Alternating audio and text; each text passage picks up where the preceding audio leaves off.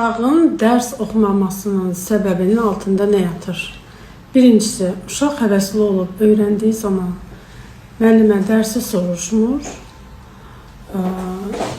hazırlıqlı gəlmədiyi zaman soruşur və ikisini yazır. Burada problem uşaqda yox, müəllimədədir. Oxuduğu zaman o uşaqdan soruşsa, o uşaq motivasiyalı olar, növbəti dərsə hazırlıqlı gələr. Oxumadığı zaman qaldırır ki, sən zaten bilmirsən, hər zaman hazır deyilsən. Uşaq ikinci dərsi də hazırlıqlı gəlməsi üçün sən onun birinci dərsi soruşmalısan. Müəllimə bunu etmir. Müəllimə bunun nəticəsində negativ enerji qazanır. Baxsanız ki, daha çox müəllimələr xəstə olur, çünki o uşaqların ahına girirlər.